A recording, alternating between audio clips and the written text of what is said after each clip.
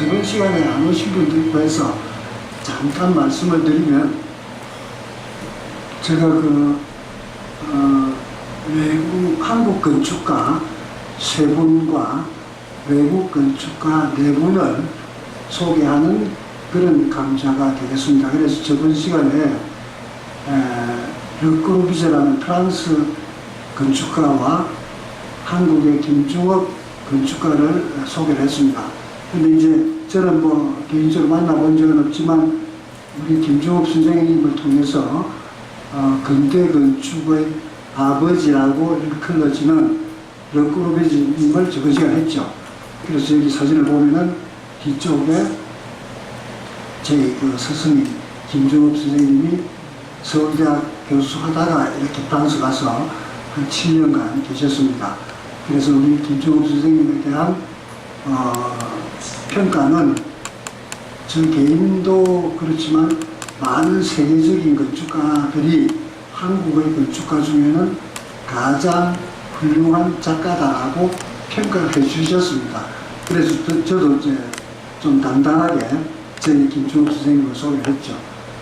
그래서 오늘은 선생님의 작품 중에 훌륭한 프랑스 대사가 이 작품을 저번 시간에 했는데, 콘크리트 건물, 그러니까 근대 건축가로서 인정을 받으시는 분들은 1930년 전후로 콘크리트를 사용하여 다양한 건축물을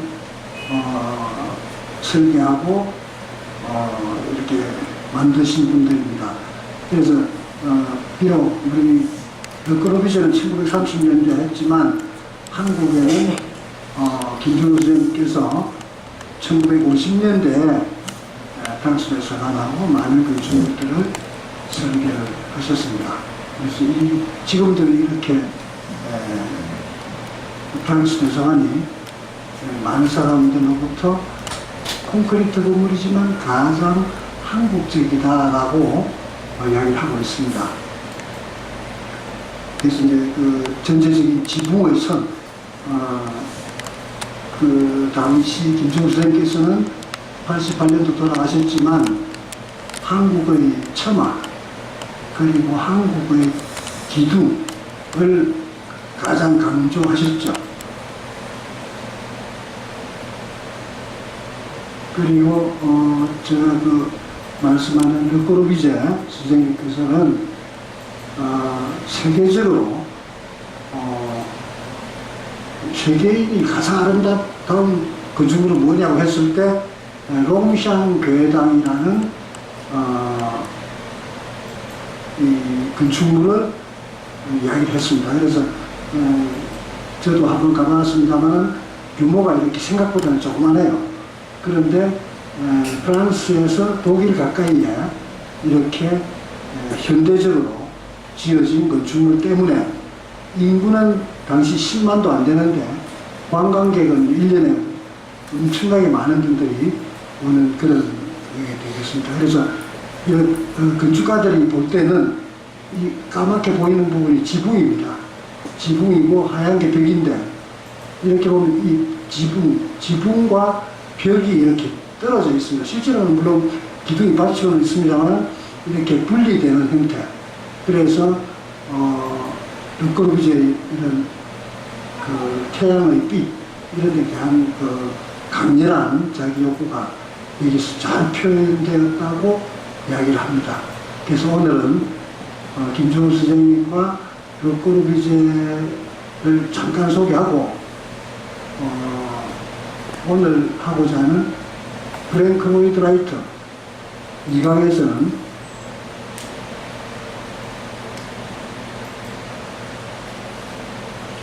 제가 이제 구분을 제가 마음대로 했습니다만은 프랭크 로이드 라이트는 거의 르 꼬르비제와, 르 꼬르비제는 스위스 태어나서 프랑스에서 작업 활동을 했지만 물론 이제 해외도 많이 했죠. 근데 프랭크 로이드 라이트는 미국에서 태어나가지고 또 일본, 태평양 전쟁 나기 전이니까 그 1930년 전으로 훌륭한 건축물들을 많이 설계하고 시공을 했습니다. 그래서 사실은 어떤 분은 프랭크 로이드 라이트를 더 훌륭하다고 인정하시는 분도 있고, 뭐 그거야 좀 개인의 그겁니다. 저도 이분을 좋아합니다. 그래서 두 번째로 올렸는데, 건축계에서는 플레이보이로 유명합니다. 그래서 좀 이렇게 멋있는 활동, 또 컨티뉴 지속되는 작품보다도 일하다가 그냥 한 몇 년 쉽니다. 그냥 그래서 넘어가면, 물론 이제 이 건축계에서는 왜 이분이 훌륭한가 했을 때, 이분도 지금 제가 언젠가는 얘기했지만 자연에 순응하는, 자연을 대단히 자기가 태어난 곳도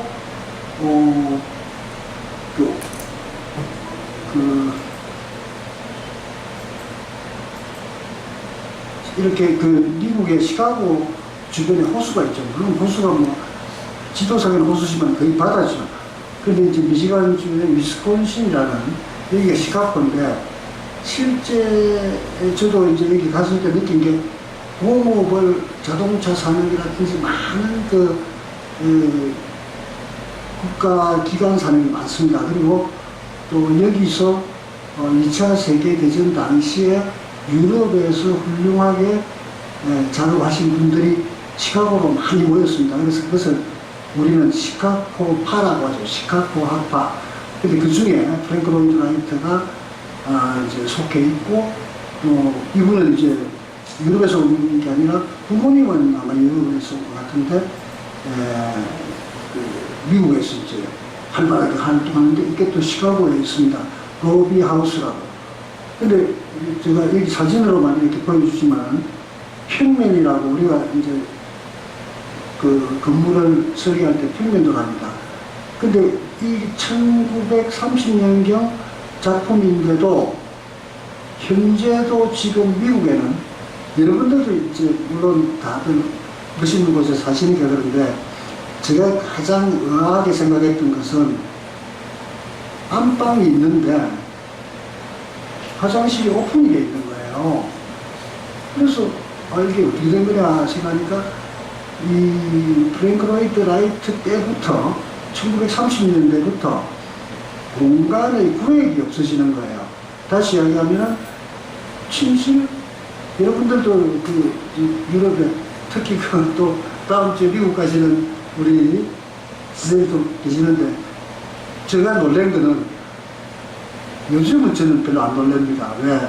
제가 설계를 그렇게 하고 있으니까. 근데 그 당시 1980년에 미국 갔을 때는 안방, 그러니까 마스터 베드룸이라 해서 안방에 뒤쪽에 화장실이 그냥 세면기, 욕조, 또 변기, 화장대까지 다 나열되고, 바닥에는 카펫이 다 깔려있는 거예요. 욕조는 붓으로 딱 돼가지고. 근데 지금 이 로비 하우스에서는 물론 대저택입니다만은, 또 쭉 가다가 방 해가지고 문도 없어요. 오픈되어 있어요. 그러나 상대방하고는 프라이버시를 좀 이렇게 강요하지만 그런 형상입니다. 그래서 이렇게 지금 이게 1층의 형상이고, 뭐 이건 2층에서 보는 바인데, 자기가 살던 태어난 아까 도시가 아니라 광활한 평야입니다. 광활한 평야가 되니까 모든 게 아주 수평선으로 많은 디자인을 구상을 했던 거예요. 그래서 이렇게 큰 저택들 옆으로 이렇게 다 가로로 이렇게 느껴지는 거죠. 그리고 이런 재료도 물론 콘크리트로 사용했습니다만 벽돌입니다.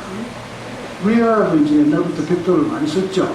그러나 실제 특별한 경우 전도를 제외하고는 그렇게 많이 사용을 안 했어요. 그런데 여기서 보면은 이런 핑크색에 가까운 전도를 이렇게 다 별도로 구워가지고 집 외관에다가 그 당시 쓴 거죠. 그리고 실내 내부는 제가 솔직히 좀 볼 때는 주택이라는 느낌보다는 좀 이렇게 대단한 뭐 카페나 이런 큰 규모로 복도 같은 것도 보면은 방에 들어갈 때 방은 방인데 방 앞에 자기의 사물함이 있습니다. 이제 책도 있고 학생 같은 책꽂이가 있고 옷도 거기다 놓고 그리고 방 안은 아니고 밖은 밖인데 문이 없어요. 그리고 오픈 시스템을 많은 그런 주택을 많이 이분이 콘크리트로 설계했죠. 근데 실제 여러분들이 미국 가보신 분들은 이런 저택을 만나기 힘들어요. 저도 이제 뭐 유학도 안 가고 미국 가가지고 큰 집 볼 거라고 비버리 힐즈에 가서 야 주택 좀 보여줘 하니까 그 집 대문도 못 보고 그냥 그 집이 어린이도 안 보입니다. 너무 커서. 근데 보통 일반 집들은 거의 다 목조 주택이에요. 목조인데도 아주 다양하게.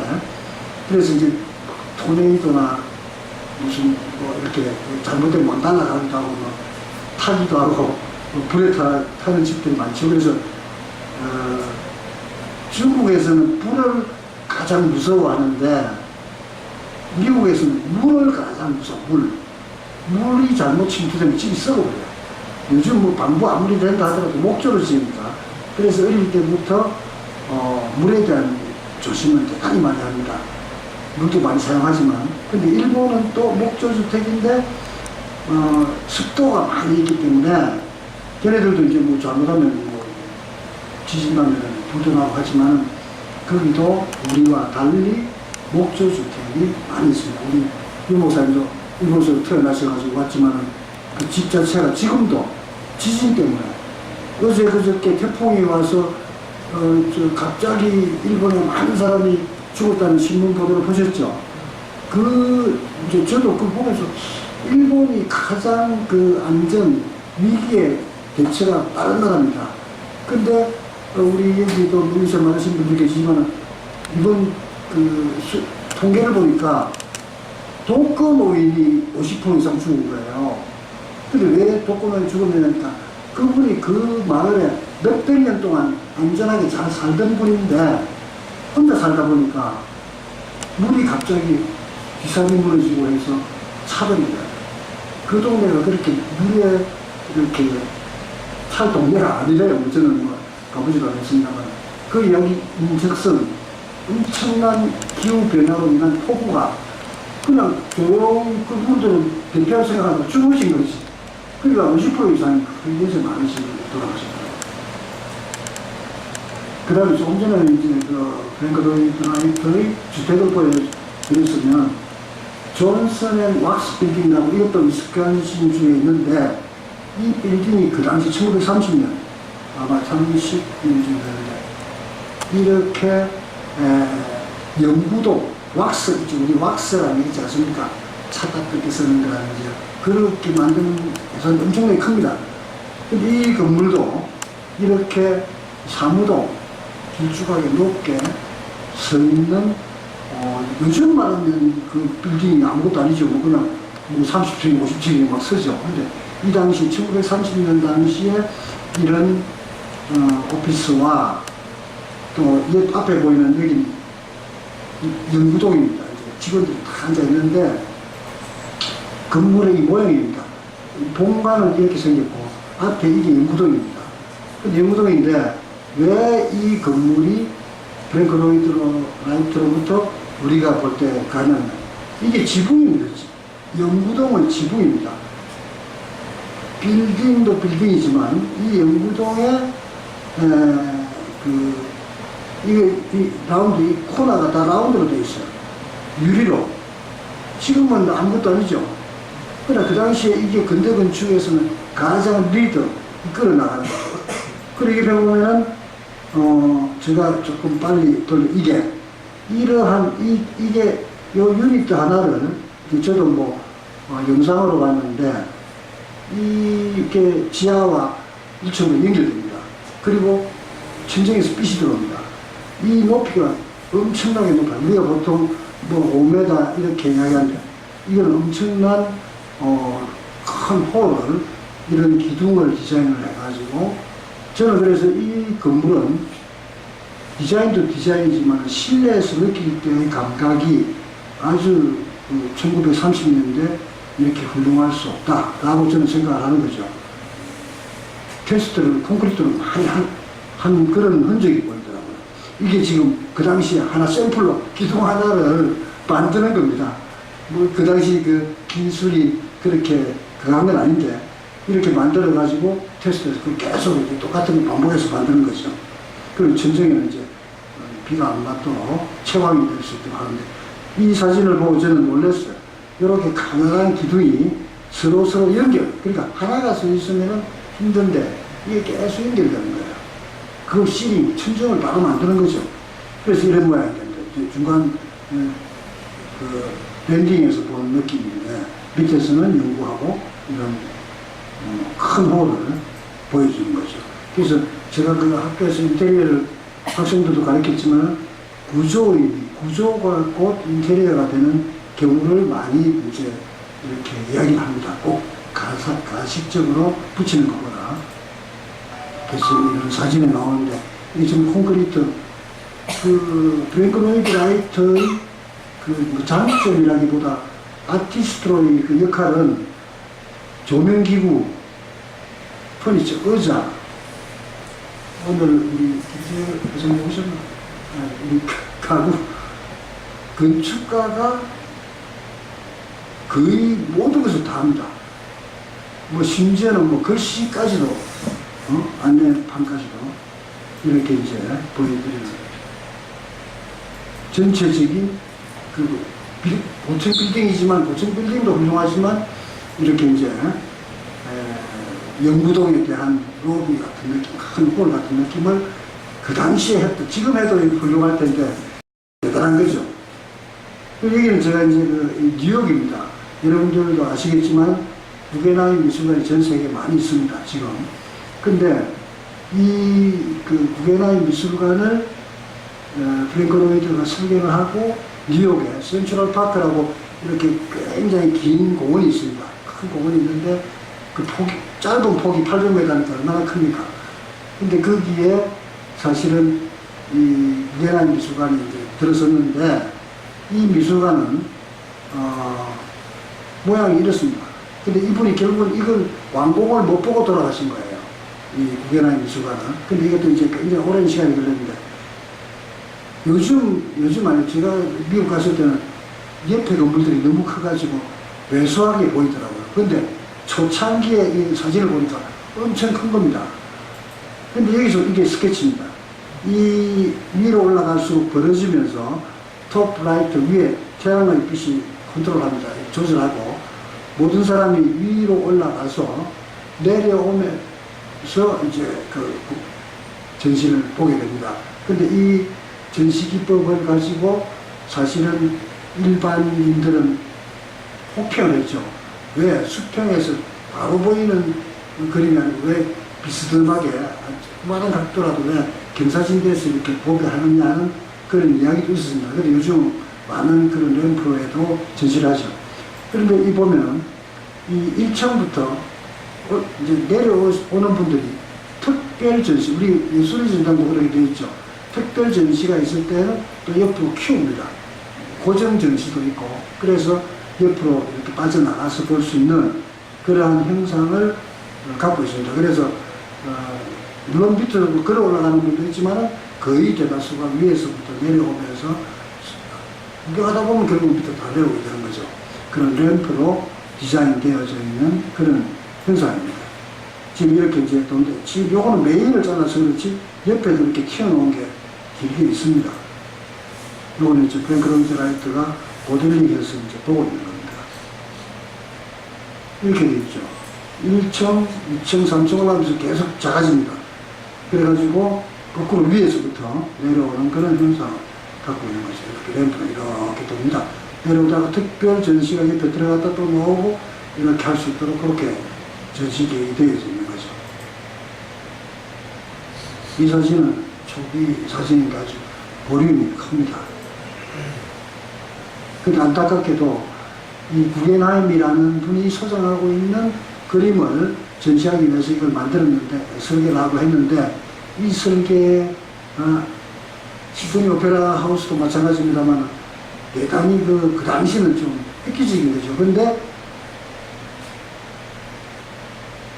시공을 하다 보니 시간이 너무 많이 걸렸어요. 뭐 우리나라 같은 요즘 한 3, 4년, 이거는 뭐 거의 10년 이상 그렇게 시간을 겪게 되다 보니까 제대로 보지도 못하고 이제 위에 프랭크 로이드 라이트가 돌아가시게 된 거죠. 이렇게 오브제도 제 토업에는 이렇게 우리도 국립백년미술관 가천에 가면은 램프는 아닙니다만은 돌아서 올라가게 되어 있습니다. 약간 이런 라인이 이렇게 형성되는 거죠. 제일 위입니다. 위에서부터 내려가는 거죠. 위에서부터 밑을 쳐다보는 환경입니다. 뭐 지금도 획기적이라고 할 수 있죠. 뭐 1950년대 이런 거 설계했다고 생각하기에는 대단하다고 역시 근대 건축의 아버지구나 하는 생각을 합니다. 이런 라인이 곡선이 그러니까 원을 우리 컴파스로 돌리는 원도 있고 그렇지 않은 라인도 있는데 대체적으로 거의 기하학적인 요소를 많이 갖고 있습니다. 벽그룹이저는 거의 뭐 이렇게 자유곡선이죠. 인체에 대한 곡선 이런 걸로 나가죠. 우리 김정우 선생님도 그랬죠. 그래서 구겐하임 미술관은 지금 많이 있습니다. 세계에 이렇게 흩어져가지고 이게 제일 처음 한 거죠. 그리고 이제 여러분 낙수장이라고 우리 동양에서 낙수장 이렇게 하는데 폴링워터라는 그런 거품한 주택이라는 이름으로 되어 있는데 지금 이거는 안내해 드립니다. 이 낙수장은 프랭크 로이드 라이트가 설계를 했을 때 말 그대로 자연을 그대로 보호합니다. 근데 이 부인이 요청을 한 거죠. 프랭크 로이드 라이트한테 설계 주세요 해가지고 이 위치를 답사를 해서 남편은 옆에 폭포 있는 이쪽으로 지어달라고 했는데 이 설계자는 아니다, 여기다가 지어야 한다 라고 해가지고 이 위치가 대략 여기 뉴욕이고 보스턴 옆에 오하이오 주 이쪽입니다. 이쪽에 펜실바니아 주 쪽이죠. 거기 있는데 지금 이게 이제 낙수장의 평면의 형태입니다. 이게 물 흐르는 산이죠. 산에 있는데 저희들은 이제 도면을 보고는 대략 인지를 하지만 이렇게 로드는 이렇게 되어 있고 물은 이렇게 됩니다. 그러다 보니까 어프로치 들어가는 쪽에서 이런 폭포의 형상을 보게 됩니다. 그리고 캔티레버라고 콘크리트 구조물이 밖으로 삐져나갑니다. 우리나라도 요즘 그런 게 많죠. 기둥을 이제. 그래서 르꼬르비제가 사보이 주택을 설계했다면 이 프랭크 로이드 라이트는 낙수장으로 정말 우리는 상세한 것을 디테일이라고 합니다. 그 디테일이 콘크리트의 디테일이 대단히 지금도 과연 그렇게 할 수 있을까 할 정도로 디테일이 선명합니다. 지금 여기 이제 제일 바닥에 물이 이렇게 비가 많이 오면 물이 이렇게 올라옵니다. 근데 거기서 브릿지가 이렇게 연결되어 있지만은 물이 차면은 브릿지가 이렇게 물이 잠기고 물이 좀 내려가면 이렇게 떠 있는 그런 형상이 되겠습니다. 그래서 지금 이렇게 들어가면 뭐 그냥 물 마를 때는 소리가 그냥 대단합니다. 그리고 이걸 건축주가 이제 부인이 이제 부탁을 했는데 남편은 너무 싫어서 안 갑니다. 이게 시끄러워서 잘 수도 없다. 이게 무슨 집이냐. 이런 집이 무슨. 근데 지금 여기 또 관광객이 엄청나게 많이 몰리는 그런 현상이 됩니다.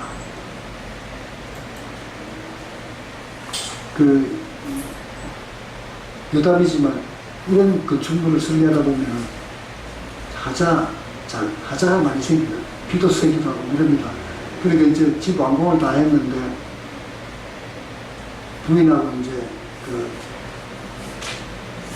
식사를 하려고 보니까 식탁에 물이 떨어집니다. 이렇게. 그러니까 전화를 해가지고 막 욕을 합니다.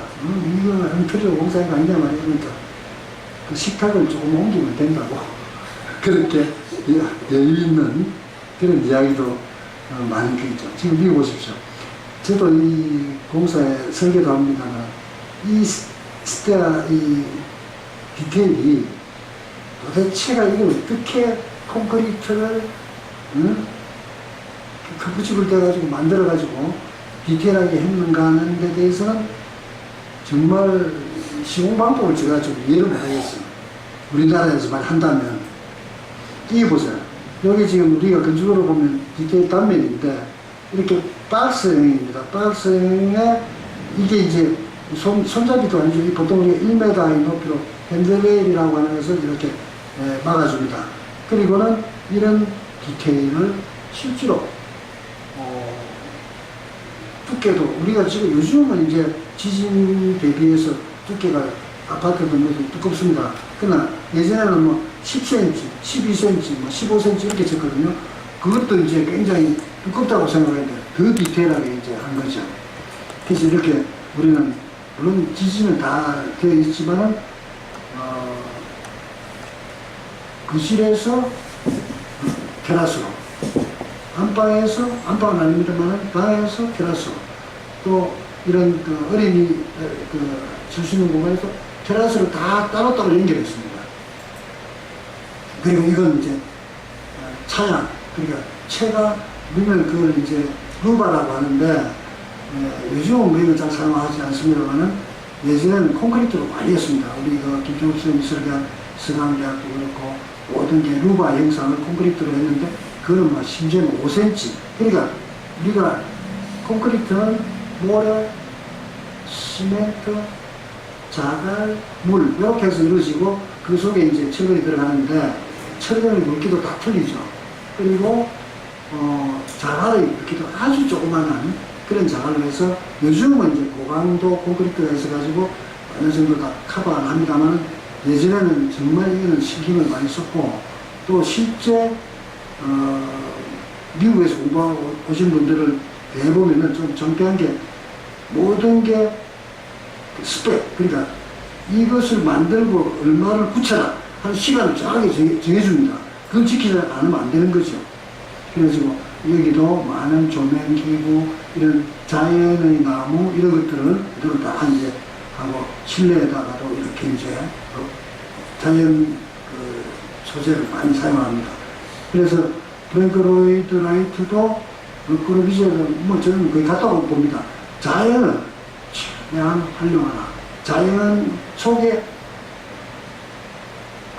자연이라는 그릇 속에 들어있어야 된다는 그런 이야기였죠. 그래서 요즘도 거실을 우리가 거실로도 쓰다가 뭐 공부방으로 쓰다가 식당으로 쓰다가 할 수 있는 그렇듯이 다양한 용도로 사용할 수 있는 그리고 이렇게 스텝 올라가는 계단에도 요즘 이렇게 많이 하죠. 북책을 막 꽂는다든지 여기다 디스플레이하는 그런 걸 많이 합니다. 그래서 역시 그 당시 뭐 지금 이제 뭐 백년 이라는 이런 훌륭한 작품이 있기에 이 도시가 인정을 받는 거고 여기도 다 우리가 1층, 2층, 3층 그런 개념보다도 스키프식으로 이렇게 반층 올라가고 또 올라가고 해서 결국 그게 전체 매스가 되는 거죠. 이쪽에서 보는 거야.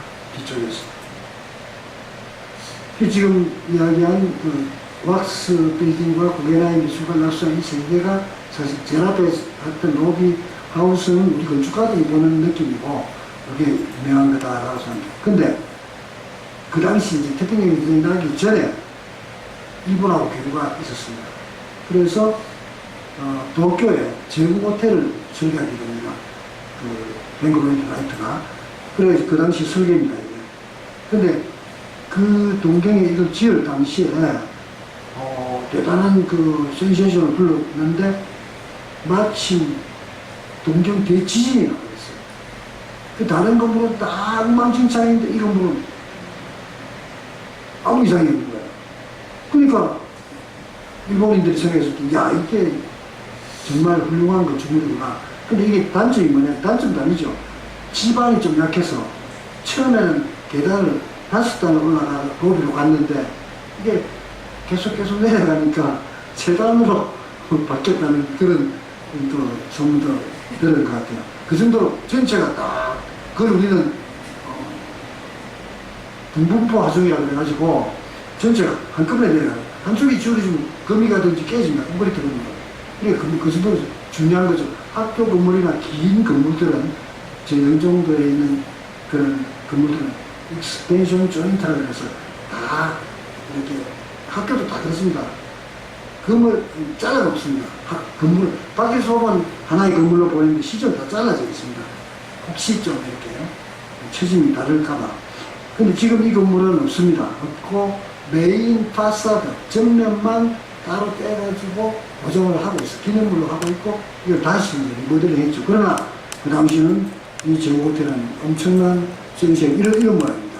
그러니까 요즘같이 큰 빌딩이 아니고 호텔이라고 하나의 그 방가로 같은 스타일로 해서 이렇게 지어진 이렇게 엄청나게 커져 있더라고요.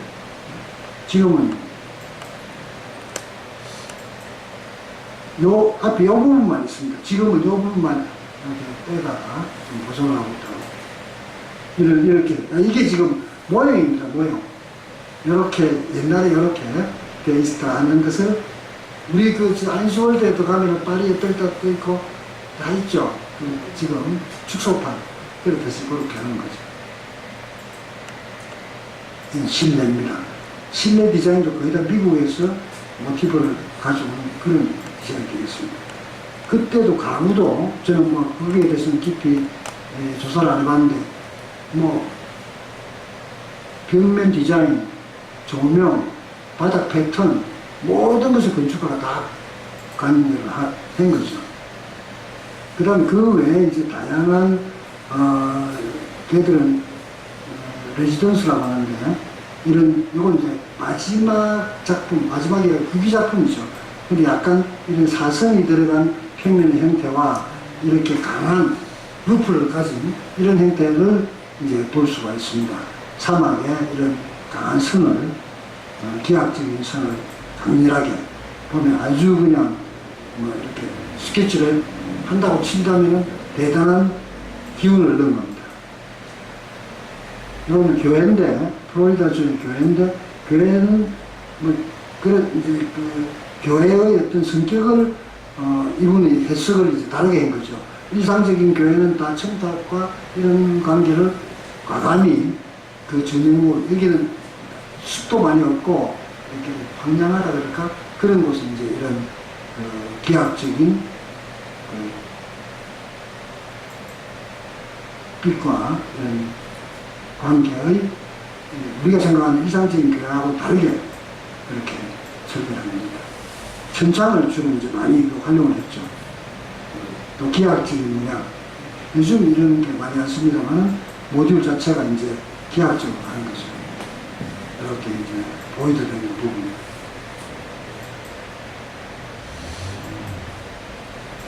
그래서 콘크리트 건물은 사실 쉽지는 않습니다.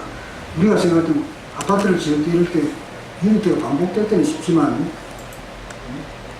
이것도 이제 주택입니다. 일거에 지은 주택인데 이 주택도 건축가들이 평가하는 그래서 지금까지 제가 말씀드린 내용은 사실은 저번 시간에 했던 르코르비제나 미국의 지금 오늘 말씀드린 프랭크 로이드 라이트는 근대 건축의 아버지라고 물론 다른 훌륭한 분들도 많이 계시지만 라고 일컬고 있습니다. 근데 왜 제가 두 번째 한국의 건축가 이태 씨를 이렇게 올렸나 하면은 같은 경향, 같은 흐름입니다. 이분은 충북 제천에서 태어나셔가지고 경성호 고등학교 건축과를 졸업하고 서울대학교에 미술 강사를 했어요. 더위. 근데 실제 이분이 세종문화회관, 여러분들은 옛날에 서울시민회관이라고 있던 자리에 불이 났어요. 그 바람에 거기가 지금 현재 지어지는 거죠. 근데 저는 그 실내에 들어갔을 때는 좀 많은 이렇게 경사나 이런 데 대한 것도 있었지만, 그래도 그 세종로 가운데 있는 건물로서는 훌륭하다라고 많은 문화 공간들이 많이 있지만 그렇게 인지합니다. 그 건물은 이렇게 이제 아주 젠틀하고 또 이번에 제가 직접 뵈지는 못했는데 우리 엄덕문 교수라는 분이 저희 학교에 계셨어요. 그래서 그분이 엄덕문 씨와 이태 씨가 합쳐가지고 어미건축이라는 설계 사무실을 만들었는데 그때 세종문화회관을 설계를 한 거죠. 그러나 그 전에는 어떤 건물을 설계하셨냐면 저는 이 절두산 순교 기념 성당을 소개하려고 제가 이분을 먼저 내세운 겁니다. 이분은 물론 이전에도 성당을 많이 설계했어요. 근데 여러분들도 가보신 분도 있고 또 이 양화대교나 단산철교로 가면서 이렇게 보면은 언덕에 있는 그 성당을 보셨을 겁니다. 지금은 이건 하늘에서 찍은 사진인데 이게 이제 메인 그 공간이고 밑에 이제 박물관 전시관이 있습니다. 그때는 이 절두 그 신부님이 목을 탁 쳤다 해가지고 그런 성당으로 저도 알고 있습니다. 우리 정학구 기자님은 당연히 가보셨겠지만 근데 여기에 기념성당으로 되어 있는데 이런 모양입니다.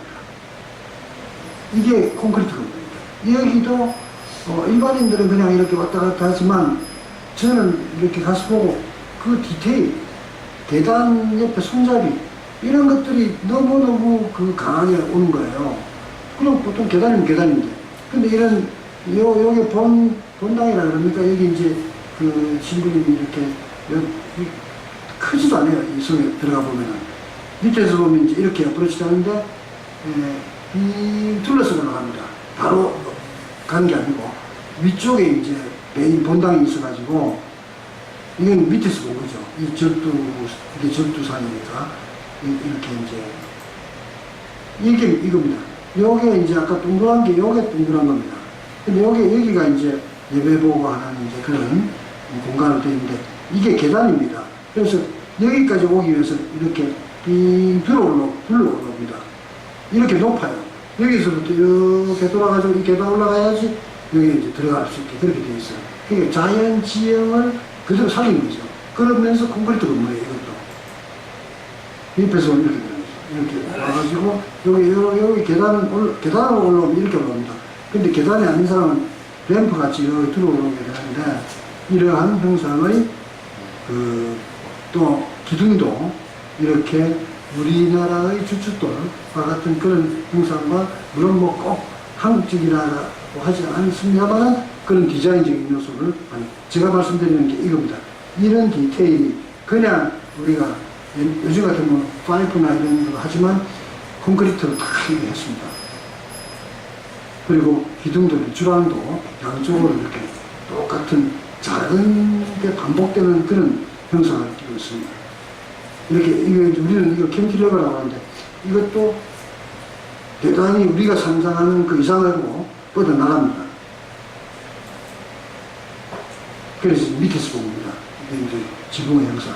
물론 이제 제가 직접 교수님한테 들은 이야기는 아니지만은 제가 느낄 때는 여기도 노력을 한국적인 그런 이야기를 많이 한 그런 흔적이 보인다고 저는 생각합니다. 그래서 이런 계단 디테일은 제가 보고 우리나라의 그 당시 기술로 이렇게 했다는 참 훌륭하다 이런 생각을 했습니다. 그리고 이게 본 안에 들어가면 이렇게 되어 있습니다. 지금은 여기서 뭐 다른 행사는 안 합니다만 저는 뭐 운 좋게 저희 둘째 아들이 여기서 결혼식 하는 바람에 저는 캐톨릭은 아닙니다만 하여튼 그런 그게 마지막 결혼이었다고 이야기를 합니다. 그래서 이렇게 여기는 완전히 성지죠. 그냥 순교 성지 기념성당. 네. 그래서 다른 많은 분들이 이 작품을 훌륭하게 논하는 겁니다. 그 다음에 이거는 이제 그러니까 이 성당이 생기기 전에 해화동 성당이라고 우리 그 대학로, 옛날 대학로, 지금 대학로죠. 그 해화동 거기 있는 그 성당의 설계입니다. 근데 이때도 이제 일반적으로 기독교는 그 교회 형상이 옛날만 하더라도 정해져 있는데 우리나라에 들어온 성당은 지방이라 그럴까? 그 지방에 맞게끔 하는 경향이 많았답니다. 우리 맹동성당이나 이런 거 빼고는. 그래서 이런 성당은 대단히 딱 이렇게 디자인. 그래서 제가 신부님들 이렇게 저도 몇 분 만나 뵀는데 아주 건축가 뭐 이상 아주 훌륭한 분이 많아요. 그래서 제가 볼 때 부천대학에 제가 있으면서 정말 좀 정비스러운 게, 알 모양으로 생긴 교회가 하나 있더라고요. 그러니까 성당이 있더라고요. 근데 그게, 정말, 저는 그게 밖으로 이렇게 좀 보여줬으면 싶은데, 그분이 뭐, 짓다가 스트레스 받아 돌아가셨다는 말까지 있던데, 그런 노력이 정말 대단한 것 같아요. 그런 분들이 개도인이 많더라고요. 그 신부님들이. 그래가지고, 야동 성당은 아주 기념물로 그렇게 기록되어져 있습니다. 그 다음에 이제, 뒤에 경주박물관을 설계하게 됐는데, 뭐 여기는 많은 이야기들이 있습니다만, 이 경주박물관의 어떤 경쟁을 통해서 하긴 했지만, 거의 지명의 형태로 이렇게 하셨다는 그런 이야기가 있습니다. 그래서, 누구나 똑같은 자기의 이야기를 합니다만, 한국적이다. 경주니까 당연히 그렇겠죠. 그래서 뭐 공포의 형태를 이렇게 루프에서 접고 또 기둥의 형태를 바닥으로부터 띄우는 그런 형상을 주창을 하고 꼭 경복궁이나 이런 거 아니더라도 그런 형상을 지금 이건 거의 근접해서 보면 라인과 이렇게 제일 마지막 그 톱이 이렇게 비춰집니다. 그래서 경주박물관을 설계하셔서 이분이 박물관을 많이 설계하셨어요. 그때는 뭐 군사 그 시대였기 때문에 이 경주박물관과 또 공주박물관, 저번 시간에는 제가 부여박물관을 설명했죠. 근데 부여박물관은 조그마한 형상이고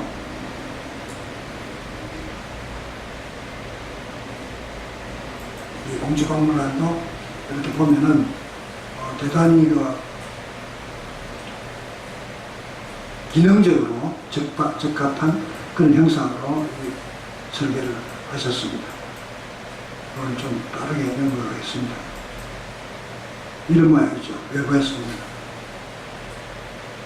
공주의 무령왕릉이 이렇게 뭐랄까요, 사학자들이 보고 외국에서 놀란 게 그 전시, 그러니까 우리나라는 그 왕들이 고구려도 그랬지만 신라는 그냥 묻어버리지만은 돌로만 묻지만은 백제나 고구려는 석실을 만듭니다.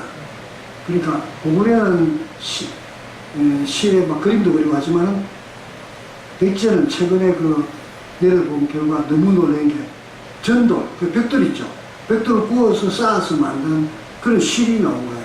그러니까 외국인들이 보고 아니 그 시대에 이렇게 벽돌로, 돌도 아니고 벽돌로 쌓아서 전도 구워서 만든 그 왕릉을 보고 놀란 거예요. 그런데 외국인들은 부산에 가보신 분 중에 코모도 호텔 가보신 분 계신지 모르겠는데 이렇게 언덕에 있어요. 그 호텔 설계를 호주 사람이 했어요. 그 당시에. 근데 한옥같이 보여요. 이렇게 헝그렇게 있는 거. 거기서 그 왕릉에서 모티브를 따가지고 로비라든지 실을 다 한 걸 정말 우리 건축가들은 느낄 정도로 디자인을 하더라고요. 근데 여기는 이제 그런 거는 없습니다만 좀, 현대화시킨 그런, 그 다음에, 세종문화회관을 설계하게 된 동기 중에도, 물론 그때도 꼼배였습니다만, 장충동에 가면은 국립극장이죠. 국립극장. 아시죠? 뭐, 우리 북한에서 뭐 거의 공연당합니다. 저도 거기 몇 번 공연을 가봤는데, 누구예요? 유경수 여사 돌아가시는데. 근데 여기는, 저는 뭐 음향에 대해서 잘 모릅니다만, 음향이 최고예요. 음향. 세종문화회관보다 음향이 좋다. 나는 그걸로, 음악가들이 되게 선호한다. 이걸 이분이 설계하셨어요. 이것도 마찬가지로 이런, 우리는 엘리베이션이라고 합니다. 엘리베이션 루프를 이용한 단면, 또 기둥의 어떤 형상, 이런 것들을 나름대로, 이거는 그 두 개, 큰 극장과 작은 게 있는데, 헤어른 극장인데, 이렇게 디자인을 이익계 선생님이 하신 거예요. 이렇게. 기둥 라인도, 보통은 우리 엔다시스라고 해서 가운데가 배가 불리는데, 우리가 르꼬르비제, 김주엽 선생님은 그냥 스트레이트로 하고, 여기서는 오히려 밑을 좁게 하고, 위를 시각적으로 보면 같은 거 이렇게 한다, 뭐 이렇게 하는데, 하여간 그런 형상을 이렇게 띈 겁니다.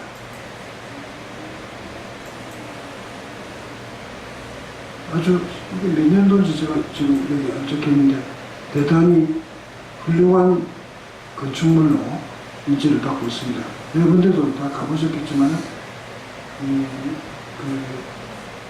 절두 성당에도 기둥 두 개가 이렇게 나란히 이렇게 서는 것 같이 이런 행사를 다 계속 주셨어요. 그다음 부산에도 박물관이 좀 유명하지는 않습니다. 있습니다. 근데 이것도 이제 이희태 선생님이 설계하게 된 거죠. 좀 어떻게 보면 점잖하게 그냥 단순한 형상인데 그래도 이게 그래도 좀 뒤늦게 부산은 사실 이걸 지으면서 에피소드가 역사가 짧아가지고 부산이라는 도시는 사실 일본 사람들이 만들었고 동네가 그 중에 그래도 좀 이렇게 옛날에 있어서 유물도 없는데 무슨 박물관이냐 이런 에피소드도 좀 있었어요. 그러나 뒤에 동네에서 많은 선사시대 유적이 나오고 하는 바람에 그런 전시를 할 수 있었다는 얘기를 들었습니다. 지금 이게 이제 제가 마지막으로 이야기하는 세종문화회관입니다. 이것도 이제 우리는 꼼빼, 그러니까 콘테스트죠. 경쟁에서 이긴 겁니다. 근데 이게 지금 단면으로 이렇게 지하까지 표현해서 그렇지, 뭐, 여기 안 가본 사람 없으시겠지만은, 제가 여기 이 각도가 실제 제가 들어가 보고 깜짝 놀란 게 뭐, 앞으로 쏟아질 것 같은 그런 각도인 거예요. 좀 무섭기도 하더라고요. 위에 하나. 밑에서는 그런 걸 못 느꼈는데, 그래도 세종문화회관이 이런 위에서 지금 본 거예요. 거의 스테이지가 그냥 마루 바닥으로 보입니다. 그래서 이 디자인도 저는, 물론 이제 뭐 화강암을 쓰면서 여러분들도 알다시피 한국의 화강암은 최고로 좋아요. 그러나 다 좋은 게 아니고, 황등에서는 황등석이라고 있고, 포천에는 포천석이 있고, 문경에는 문경석이 있고, 남원에는 남원석이 있고, 가평에 가평석이 있는데, 이 돌이 다 달라요. 그러니까 외국인들이 보면 깜짝 놀라요. 우리 한반도에 그렇게 다양한 화강석이 있는데, 우리 건물들도 거의 다 화강석이죠. 또 옛날 우리 종교적인 건물, 축대 이런 것도 다 화강석이죠. 근데 그 중에서도 화강석이 조금 빨리 이렇게 부식되는 화강석도 있긴 있어요. 그래서 이것도 조금 그 화강석에 대한 문제 때문에 이야기가 있었던 걸로 알고 있습니다. 그러나 이것도 보십시오. 이 칼럼 자체에서 제일 상부에 대한 이야기는 뭐 김준호 선생님 거라고 할 수는 없습니다만 형상을, 이 공포 영상을 띄게 한 디자인입니다. 밤에 봐도 멋있습니다. 지금은 거기 이제 광장이 돼가지고 많은 사람들이 보고 있죠.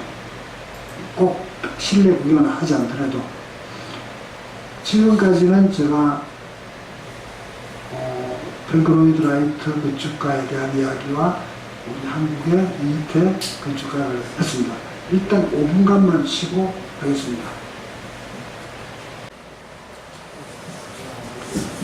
오늘 여러분들과 근대 건축, 저번 주에는 르크로비제와 김중호, 정말 훌륭한 분이시죠. 오늘은 프랭크 로이드와 이희태 선생님을 했는데, 다음 시간에는 김수건 선생님과 일본의 안도 다다오를 합니다. 그리고 마지막 주는 가우디와 우리나라 건축에 대한 이야기를 하게 되는데, 오늘 제가 앞에 수업을 저번 시간과 마찬가지로 조금 땡긴 이유는 여러분들과 토론도 좀 하고 싶고, 또 우리의 문제점을 함께 나누어야 되지 않을까 해서 제가 본 프랭크 로이드 라이트와 이희태 선생을 좀 빨리 끝냈습니다. 지금 여러분들 이 장면을 보면은 뭔가 이상하지 않습니까? 왜 갑자기 삼풍백화점에 나와 있을까요? 이게 다 무너진 거 아닙니까? 세계적인 창피를 당하는 건물 아닙니까? 여기에 대해서 제가 가까이에 있다고 하기보다도 저도 여기에 백화점 부분에 지금 까만 부분이 출입구인데 이쪽은 백화점입니다. 그리고 저쪽 부분은 스포츠센터와 금융 파이낸싱입니다. 근데 저게 저 주인이 세운 상가 뒤에 보면은 삼풍 상가라고 있어요. 그것을 팔고 여기 와서 이것을 삼풍 아파트와 삼풍 백화점을 지은 거예요. 근데 삼풍 백화점을 설계하는 당시에 그 회장의 아드님이 있었어요. 연세대학교 천문과를 나온 분인데 그분이 그래도 젊어가지고 저보다 나이는 어리지만 이렇게 설계할 때 이렇게 같이 제가 만날 수 있는 기회가 됐습니다. 그래서 일상적인 저는 생각으로 모든 건축물은 어떤 건축가에게 의뢰를 해서 경쟁을 해야 된다 해가지고 이 건물이 설계비를 다른 때보다 많이 주는 조건으로 경쟁을 시켰어요. 그래서 이 설계 당선되신 분이 우원 건축이라고 젊은 건축가인데 대단히 훌륭한 분이에요. 그분이 당선이 돼가지고 이 건물을 설계를 하게 된 겁니다. 근데 왜 제가 이 건물을 여러분들에게 보여드렸냐면은 설계는 지금도 마찬가지죠. 계속 첨단화가 되어가고 있습니다. 계속 발전하고 있어요. 설계는. 그리고 시공도 뒤따라 계속 발전을 하는 거죠. 근데 지금까지도 제가 가장 힘들었던 것은 제 개인적인 일인데 저번 시간에도 제가 중동 아파트와 상동 아파트를 이야기했지만 설계를 외국인이 해오면은 외국인 설계가 많습니다. 호텔, 뭐, 신라호텔, 하얏트 호텔, 힐튼 호텔, 뭐, 육산 빌딩, 거의 높은 건물은 2000년 전에는 다 외국에서 해왔죠. 외국에서 해오면은 시키는 대로 잘 만들어요. 근데 문제는 한국에도 설계를 잘 해요. 하는데 설계를 주면은 공사를 외국 사람이 설계했던 거하고 달라요. 그건 무슨 뜻이냐면 그냥 감리도 대충 하고 공사도 대략하고 웃기는 거예요. 아무리 좋은 설계가 있으면 뭐합니까? 유럽에 말레이시아, 싱가포르, 한국에서 시공한 게 많아요. 잘 짓습니다.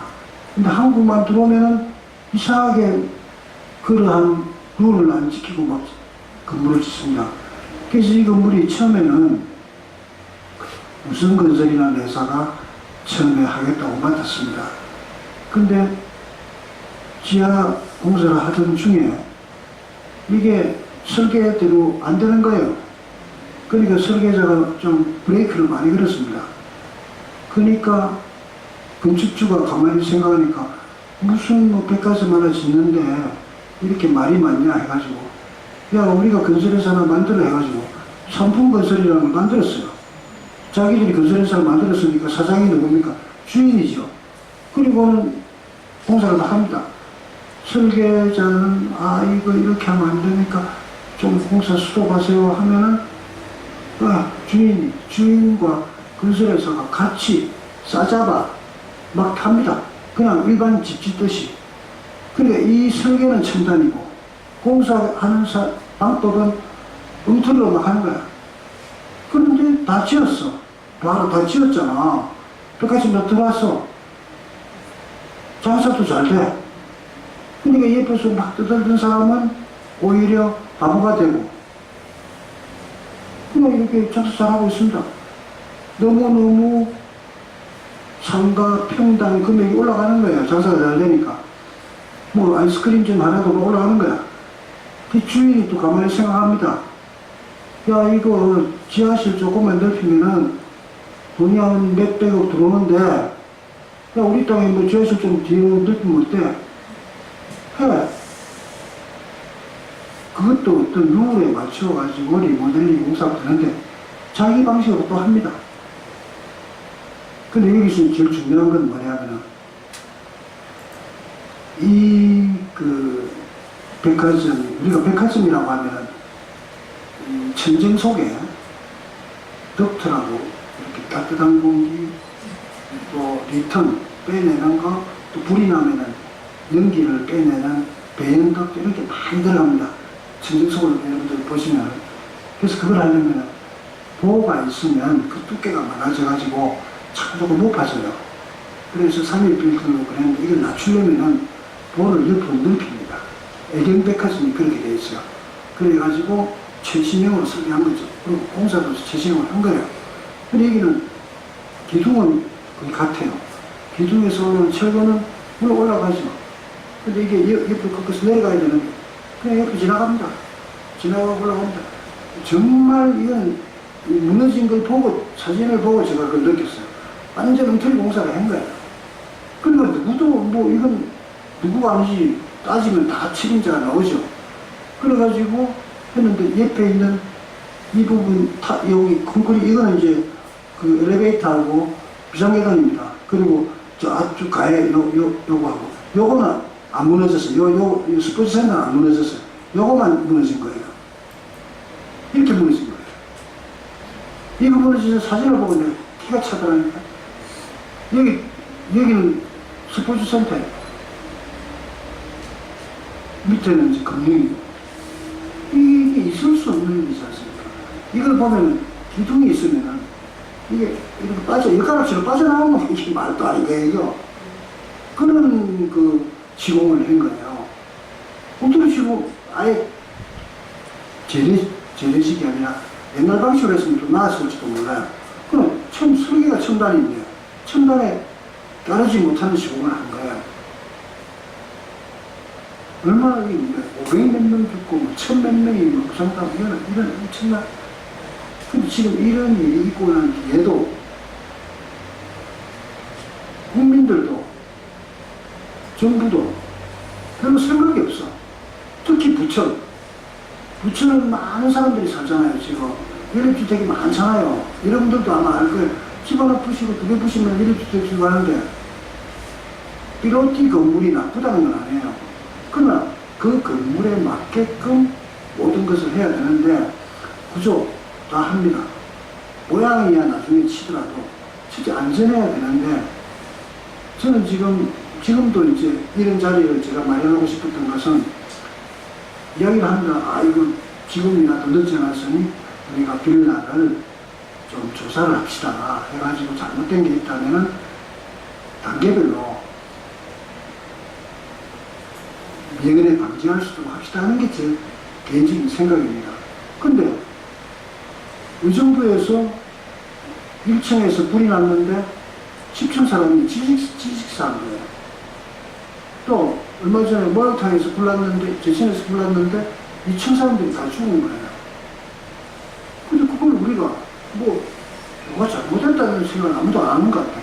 무조건 유리를 깼으면 살릴 수 있을 때는 안 깬 사람을 탓하고 이러는데 그건 있을 수 없는 거예요. 지금도 여러분들이 영화관에 간다든지 백화점에 가면은 저는 제가 혼자 살려고 하는 게 아니고 이렇게 비상 대피불을 유시해 옵니다. 여러분들도 영화관에 꼭 보세요. 그걸 안 보면은 직선으로 뛰어가야 되는데 이리 가까 저리 가까 하다가 그냥 지식산다니까. 특히 백화점. 백화점은 저도 백화점하고 호텔 전공이지만 백화점을 설계하는 동선 자체를 돌리는 거 일부러 빨리 못 나가게. 무슨 말인지 알겠죠? 안에 자꾸 돌아다녀야 돼. 누구를 사든 안 사든 에스컬레이터 타고 올라가가지고 또 한 바퀴 더 돌아야 되고 바로 올라가기 잘 안 한다고 요즘 하지만. 근데 그게 보면은 동그랗게 선이 있어, 바닥에. 그게 뭐냐면 방화샷도예요. 방제실이라고 호텔이나 큰 건물에는 다 있는데 거기 딱 앉아있으면 그 다음에 요즘은 CCTV가 많이 있습니다. CCTV가 입구 방화샷도에 다 있습니다. 근데 어디에 불이 났다 하면은 자동으로 그 구역을 확 차단하게 돼 있어요. 모든 건물이. 그걸 이렇게 소방서에서 와서 점검을 한다니까. 거기다 어떤 물건을 갖다 놓으면 안 돼. 이런 물건을 갖다 놓으면 샷도 내려보면 그럴 거 아니에요. 그런데 사람들이 탈출하게 합니다. 타 죽는 사람은 요즘 거의 없어요. 70세 수준. 그러니까 수건을 물에 적셔서 대고 밑을 기어가면은 우리끼리 가라 이런 이야기를 하는데 배연득트라는 게 있어. 그게 뭐냐면 백화점이 만약 이렇게 있으면 여성 의료가 있다. 근데 어떤 나쁜 사람이 휘발유를 확 부어가지고 불을 확 붙였다. 그럼 확 연기가 탈 거 아닙니까? 그럼 금방 끌 수가 없죠. 그럼 그 연기가 빨리 빠져나갈 수 있도록 다 돼 있어요, 지금. 그리고 여기 보면 한 40cm 정도는 유리로 되어 있는 것도 있고, 셔터가 떨어 내려온 데도 있어요. 그럼 연기가 올라가면 옆으로 못 가게 하는 옆으로 가버리면 이제 음악되니까. 그 안에 그걸 싹 빼내는 거예요. 싹 빼내려면 어떻게 해야 됩니까? 자동으로 센서가 빼내버려야 되는 거예요. 막아놓으면 연기가 안 나가는 거예요. 세월호 배가 빠졌는데 땅에 바닷속에 있는데 구명보트가 안 뜨는 거예요. 우리 뭡니까? 타이타닉 보세요. 구명보트 이런 보트 있고 거기 여자부터 애부터 먼저 태우고 선장은 마지막 죽잖아요. 그 부선장이 지시해가지고 다 그 추운 겨울에 다 빼고 하는데 우리나라는 선장이 자기가 먼저 튀어나오고 나는 구명보트가 안 뜨는 그게 이해가 안 가는 거야. 배가 이렇게. 이제 그 스토리를 제가 봤어요. 일본에서 만기, 그 배가 이제 끝이다. 하는 거야, 폐철로. 하는데 우리나라 삽니다, 그걸. 사와가지고 한국에서 우리 화장실에 가면 칸막이 하는 거 있죠? 그게 큐비클 칸막이입니다. 그걸로 실을 더 만들어 또. 더 넓혀. 또 합니다. 누가 그걸 브랜치 해줍니까? 일본에서 묻는 거지. 자기들도 다 사용하던데요, 그게. 그러면 한국이 좀 이상하게 변질돼가지고, 구명보드가 안 뜬다는 것만 지금도 이해가 안 가. 그게 자동으로 어떻게 돼서, 빠지면 빠져나가가지고, 우리 튜브 같은 거 있죠? 네. 그것도 다 뜹니다. 근데, 제가 건축물만 하다가 배를 설계한 적이 있어요. 지금 어디 있나 하면, 저는 배라 그래서 엄청나게, 와, 배를 내가 설계한 게 그게 아니고, 자기 힘으로 못 가는 배야. 끌고 가야 돼. 바지라는 거. 우리 선박 전문가예요. 용승레저라고 88 올림픽 할 때 한강을 멋있게 보여주려니까 수상스키를 확 타야 돼. 한강에서. 그걸 하는데 수상스키를 타려면 옷도 갈아입고 또 기본 운동도 하고는 딱 타면 앞에 배가 나면 쫙 나갑니다. 까치발이가 이렇게 나갑니다. 그 스테이션을 만드는 게 잠실 앞에서 이제 만드는 거예요. 그게 저보고 인테리어 잘한다고 내부를 설계해달라고 해서 갔어요. 그러니까 인천조선이라는 데서 블록으로 딱딱 짜가지고 딱 싣고 조립하는 거예요. 그럼 원래 그 속에 들어가서 이제 뚜닥뚜닥 해야 되는데 그때 이런 근무를 하듯이 할 수가 없는 거예요. 모든 창, 조명, 선박, 규정에서 다 해야 되는 거예요. 근데 우리 그것도 모르고 있다가 완전히 배우는 거지. 배워가면서 하는 거예요. 밖에는 철판이니까 뜨거울 거 아니에요. 그러면은 안에는 에어컨 돼 있고 물이 줄줄줄 흘러내라. 그럼 전문가들 저기 이제 코미하고 그 물이 빠져나가게 붙어 있는 거예요.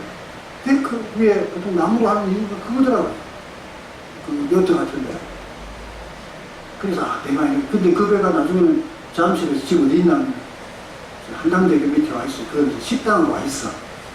그 다음에 제가 관련을 하지 않았으면 거북선이 있었어요. 옛날에. 요즘은 거북선이 없는데 이태원동에 거북선 하나 다 있었어요. 그게 이제 국군의 개념으로 이제 거북선을 만들었는데 그건 FRP 거북선인데 제가 이렇게 갑니다. 애들 태우고 수병은 형식적으로 이거만 해. 근데 보다가 한강물이 나서가지고 비가 한번 오고 나면 밑에 뚝뚝뚝 배가 못 가는 거야. 이제 거북선. 그래 특공대에 들어가서 밑에 막 파줘야 돼. 아니면 좀 물이 많을 때는 괜찮은데. 그래가지고 그게 지금 이제 진해가 내려갔대요. 근데 그 바지라도 옆에 그걸 제가 설계를 했는데, 이순신 장군의 이런 장면을 막 보여주는데, 그는 스틱 쇠로 만들었어요. 그때 내가, 영국, 무슨, 그걸 뭐라 그러죠? 규정을, KRP. 선거 기준. 이게 있어가지고 보험을 안 해주는 거예요. 그걸 안 하면은. 이게 생명을 다루는 거니까. 근데 그 중에 이제 이쪽에서 가스도 들어오고, 수돗물도 들어오고, 또 화장실이 아직 나가기도 하고, 연결이 다 돼 있어. 지금 우리 여의도에 보면은 요트 국회의사당 옆에 있어요. 그것도 떠 있어요. 또 프로틴이라 그래가지고, 궁금성 아시죠?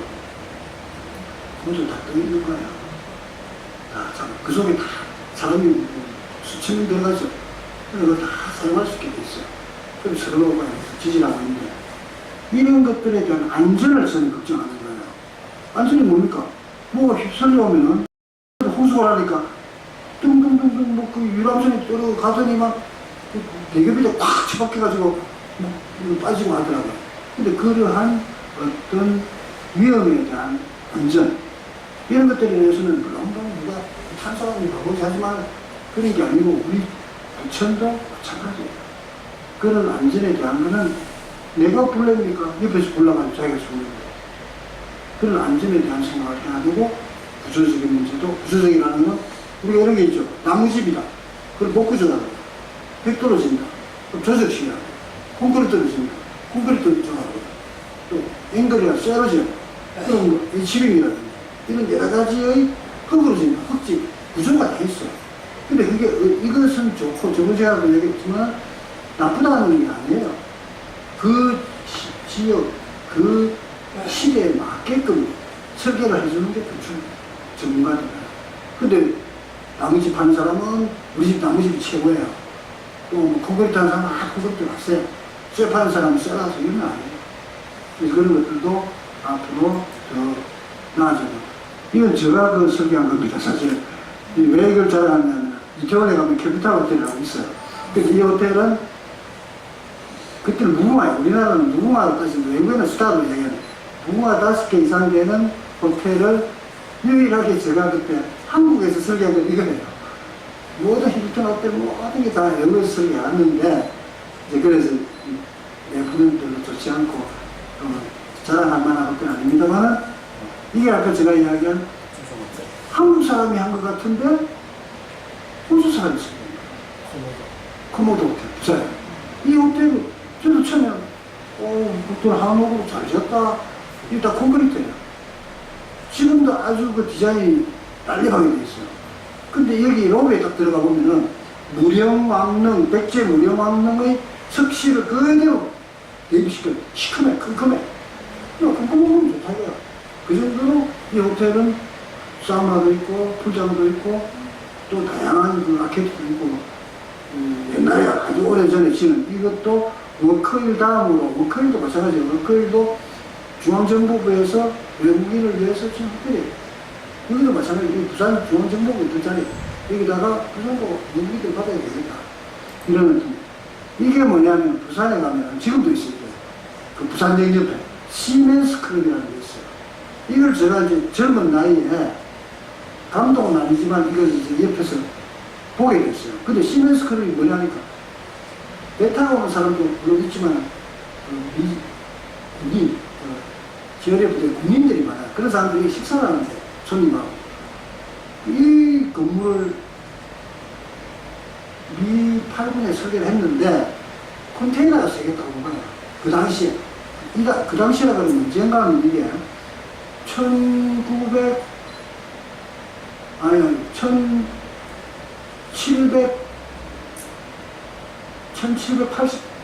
1978년, 지금 몇 년도예요? 40년 전에.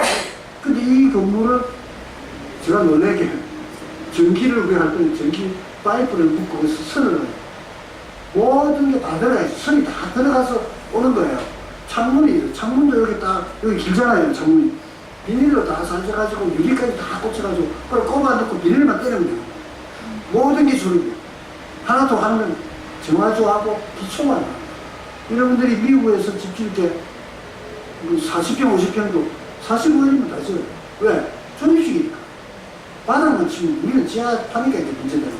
이것도 마찬가지로 건물도 다 치고 칠 때 물 빠지는 거, 가스 들어오는 게 다.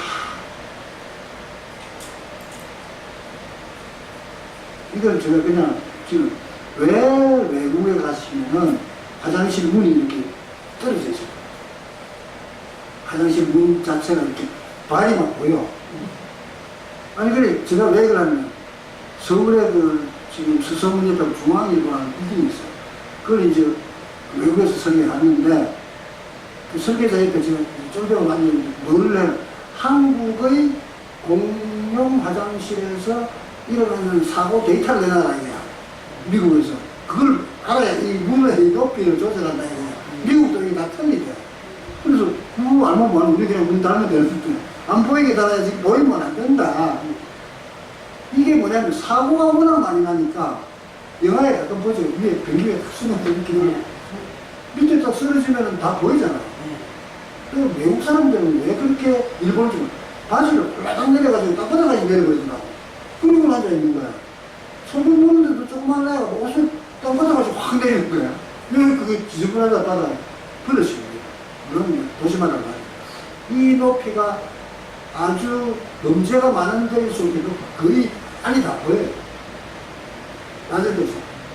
그게 이제 미국도 다 주마다 다 소리 틀립니다.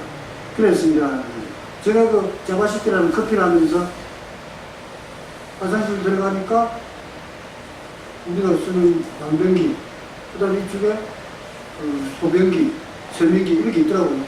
사무실에. 근데 원인이 딱 가니까 안에 아무것도 다 없어져버린 거예요. 왜냐면 장이 다 뜯어버려요. 열고 들어가서 또 문 여는 거예요. 근데 건강한 사람은 좀 기다려야 돼요. 요거는 제가 어제 이야기했습니다. 넘어가고.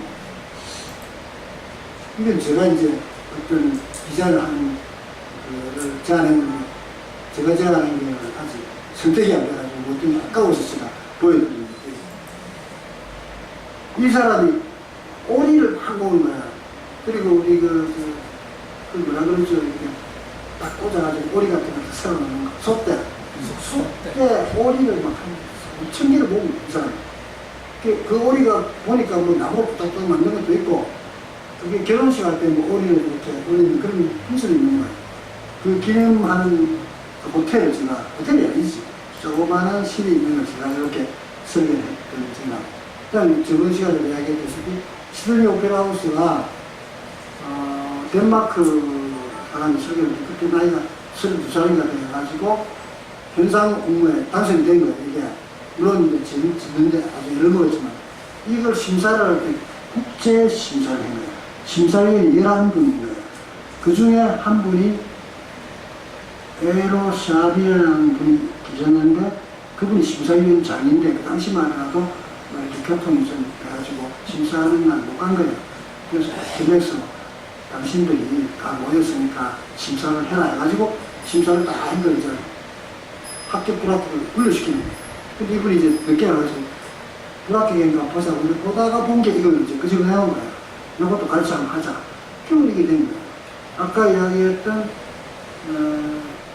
무게나이 미술관이나 이것도 10년 이상 걸립니다. 그러나 지금은 무게나이 미술관을 놓고 시드니 오페라 하우스 전 이쪽에 들어가보지는 못했습니다만 밖에서 사진 한 번 찍고 오는 거죠. 이게 기념적인 건물이 된 거예요. 뭐 이걸 균 껍데기로 뭐 설계했다 이런 말이 있지만, 근데 이 부분은 하나 특이한 게, 이 설계 외에는 설계가 없는 거야. 이거 하나로 죽어버린 거야. 보통은 뭐 하고도 뭐 다른 주문받고 있는 이 사람은 그게 좀 특이하다. 단면에서 그렇지? 아니, 단면은 아닌데, 여기에 매진인 거야. 이 설계 당선되는 바람에, 덴마크, 덴마크, 여기서 온 거야. 네덜란드 온 거예요. 그게 사는 거야, 호주에서. 이것 때문에. 근데 이게 막 계속 예산이 오바되고 하니까 이제, 그런 이야기가. 에로사린이라는 분이, 다음에 저도 여러분들에게 하고 싶은 분이 이분인데, 시간이 되지 모르겠어요. 미스반데레. 이분도, 아주 훌륭한, 제가 이야기한 에로사린, 핀란드 태생인데, 미국에서 이런 게이트를 만든 거예요. 이렇게. 그리고 그 당시에도 이런 자유곡선에 대한 게 쉽지는 않았는데, 전부 다 자유곡선을, 여러분들 저번 시간에 이게 동대문 DDP 있죠? 지금 그게 국제 현상회가 현상도 아니지, 뭐 거의 지명이지만은,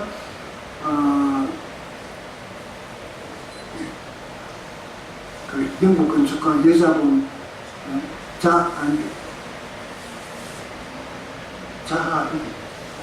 그분이 여성분이 돌아가셨어요, 맞아요. 근데 그분이 설계하는 과정을 다 보여주시면 어떻게 하냐면, 우리는 스케치를 합니다. 막 이렇게 스케치 해가지고 그리고 막 이렇게도 그리고 생각이 그리는데, 이분은 쭈글쭈글한 유튜브, 우리 그 초등학교 유튜버들 중에서 이렇게 하는 거 붙여서 보고, 듣지. 이렇게 하다가, 야, 이거 좋은 것 같아. 이러면 그걸 또 찍어요. 컴퓨터로. 그래서 컴퓨터로 딱 그려버려요. 그러니까, 같은 기둥이 하나도 없고, 거기도 쉘이라고 해서 우리 판으로 다 뜯게 돼 있어요. 이 판이 다 다른 거야. 그래서 이게 예를 들어서 그게 한, 외국에 발주를 내면 500억 들게 우리나라에서 발주를 기술자들이 개발해가지고 200억 들었다는 이야기 아니에요. 쉘, 그 하나가 파손되면은 컴퓨터를 금방 갖다 붙일 수가 없어요. 그 외장에 대한 재료가. 그리고 제가 이제 엠파이스도 미국에 가서 이제 시골로 야, 나는 엠파이스 데이트 밑에 가봐야 된다고 줄 서가지고 들어갔어요. 들어갔는데, 아니, 거기 써 있는 글이 뭐냐면, 1년 만에 지었다는 거야, 이 건물을. 이게 말도 안 되잖아요. 이제, 내가 건축가인데, 이게 무슨, 이 103층, 세계에서 그때 제일 높은 데인데, 에이, 얘들 그 뭔가 좀 잘못됐다.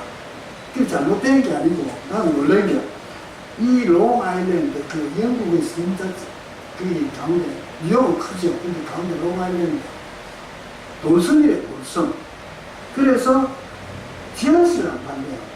이게 지하 1층밖에 없는 거야. 넓기는 너무 넓더라고요, 이제, 내부가. 그런데 이 집을 지으려고 시작하기 1년 전부터 준비를 합니다. 설계대로. 벽은 벽대로 만들고, 닥터는 닥터대로 만들고, 아까 얘기했죠. 전기선은 전기선을 다, 층층마다 다 해가지고, 시작하면은 밑에서 올라가는 거죠. 하루에 3층 내지 5층이 올라가요. HM이 쫙쫙쫙 올라갈 거 아니에요. 밑에서 못 붙여요. 요즘 그렇게 하죠. 그게 1935년이에요. 그 당시, 우리는 상상해요. 63 빌딩이 은행 걸렸잖아요. 3일 빌딩은 3일 걸렸지만. 그러나, 이런 건물을 걔들은 시스템처럼 그렇게 이제 진행을 하는 거예요. 그러면 여러분들 지금 우리나라에서 3D 프린터로 집을 짓는다 하는 걸 안 믿는 거야. 실질 수 있는 거예요, 지금. 근데 그 집을 규모가 달라서 그런데, 이게 뭐 옷만 만드는 게 아니고, 자동차 만드는 거 보진 않았지만, 자동차도 만들 수 있대요. 그래서 제가 지금 이 나이도 좀, 선배님도 계시지만, 미래에 대한 걸 좀 여러분들하고 이야기를 해야 되겠다. 그래서 미래의 건축, 미래의 주택에 대한 생각을 제가 하는 거예요. 근데 지금 무인 자동차 다 이제 돌아다니지, 전기 자동차 돌아다니지, 주택에 대한 시스템이 달라지지, 뭐 이제는 주차장도 필요 없어지지. 왜? 돈 많은 사람이나 뭐 지차를 갖다 고급차를 갖다 품지. 그래서 지금 제가 이렇게 볼 때는 우리 4차 산업혁명이 가져다주는 역할이 엄청나게 큰 거예요. 여러분들 그 시대에 살고 있는 거죠. 옛날 같으면 그냥 대충 한 60, 제 친구 어머니 돌아가셔서 62세인데 잔치라고, 보상이라고, 춤을 추고. 내 친구가 79살인데, 야, 너 그때 엄마가 돌아가서 보상인데, 너 지금 몇 살인데? 79살이야. 너 지금 죽어야 되겠다. 이랬어. 지금 죽어야 보상이다. 그 정도로 그때는 48세였대요. 평균 연령이. 근데 지금 83세 여성분이 더 높잖아요. 남자들보다. 그러니까 거의 뭐, 한 번 더, 우리 정준구 회장님 같은 경우는 이제 반사한 거야. 반을 더 살아야 되니까, 기타 치시고, 이제, 봉사활동 하시고, 이런, 그래서 이제 오늘 제가 하는 것은 사실은, 스케치입니다. 저의 전문은. 스케치라는 거는 영상을 그리기도 하고 하는데, 제가 유튜브에 한 20편을 올려놨어요. 근데 올려놓으니까 놀란 게 한국 사람이 보는 게 아니고 외국 사람들이 나와. 답변을 뭐라고 하면, 이번 학 2학년 과제 도움이 돼서 감사합니다. 영어를 잘 모르겠고, 번역, 구글에 가면 금방 번역이 돼. 번역해보고, 아이고, 감사합니다. 나도 한글로 써가지고 영어로 번역해서 보내고. 요즘 시대가 된 것 같아요. 그래서, 제가 우리 부천 자전거 협회 회장님 모셨는데, 그 자전거도 GPS로 어느 위치에 사용하고 있다. 누가 이렇게 탔다 하고 갔다. 그 알듯이, 지금 부천이 그래도 자전거로서는 아주 훌륭하게 지금 되고 있는 것으로 알고 있거든요. 근데 아마존에서 그냥 들어가. 물건을 고수배에 넣고, 가방에 넣고, 들고 나오면 딱 부산돼. 드론으로 챙겨오고 있는 거야. 또 오고 있습니다 하는 얘기가 진짜 오는 거야. 또 몇 시에 도착할 거다 하면은 책이 이제 15번을 준비했는데 드론이 쫙 이제 책받이서 하는데 이렇게 나야 돼. 쫙 고맙습니다 하고 드론이 딱 보고 드론이 나눈을 딱 겨냥을 하는 거야. 딱 보고는 이 사람 아닌데 돌아가 버려. 공채 인식으로. 여러분들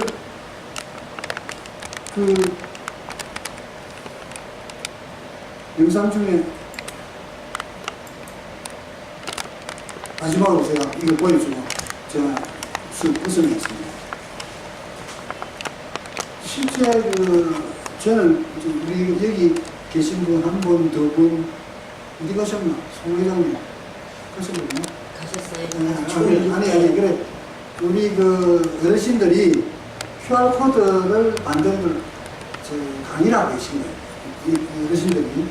제가 이제 막 가르쳤죠. 그럼 또 이분들부터 나가서 강의도 하고.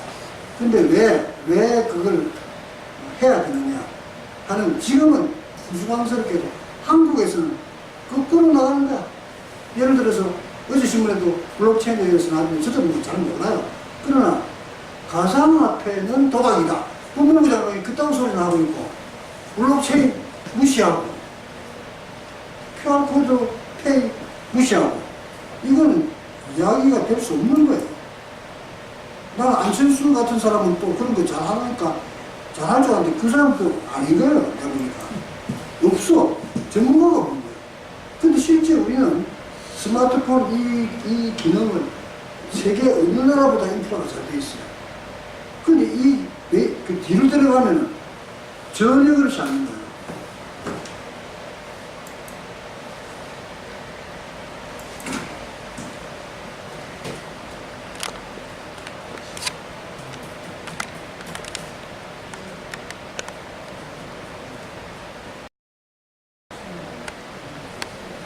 이거 한 번만 보고 질문 받고 끝내겠습니다. 이거를 YTN에서 뉴스를 만나는 거예요.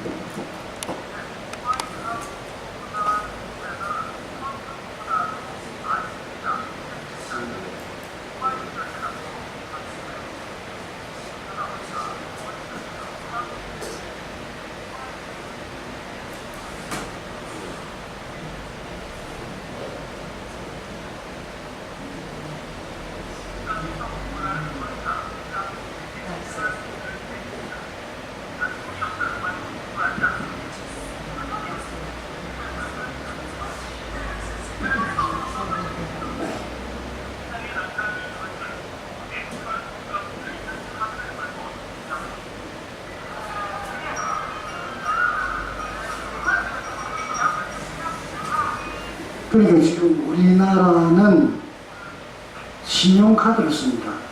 여러분들도 다 신용카드를 쓰고 계시죠.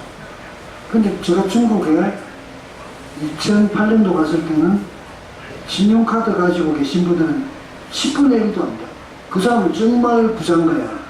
그 외에는 전부 호주머니에서 현금 들고 차를 타도 현금 내고 뭐 일부 모든 게 뭐 시장에도 돈이 왔다 갔다 하는 거야.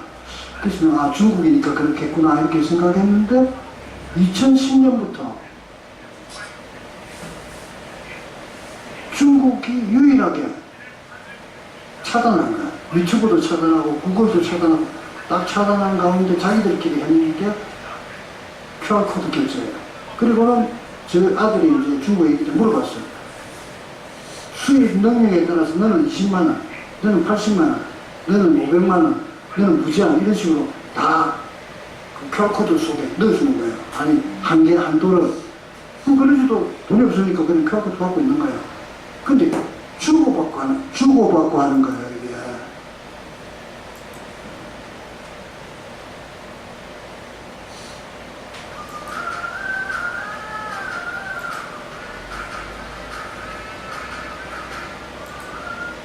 여기 이제 우리 어르신들은 전부 다 유튜브에 뭐 몇백 편씩 올리고 계시는데, 저도 이제 뭐 예술인들 중심으로 하고 있지만은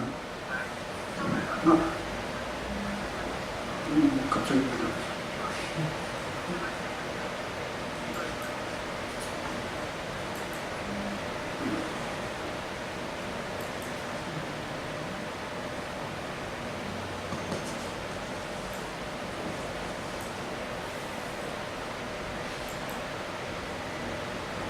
아니 제가 뭐 이 영상을 그거 합니다. 실제 중국에 가면은 유튜브를 볼 수가 없어요. 물론 암암리에 보기는 본다 그래요. 북한은 말할 것도 없고 모든 걸 차단하고 있죠. 왜?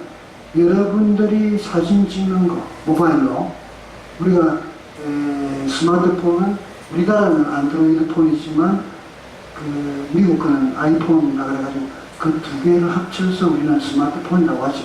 일단 뭐 다들 스마트폰 쓰고 계시니까.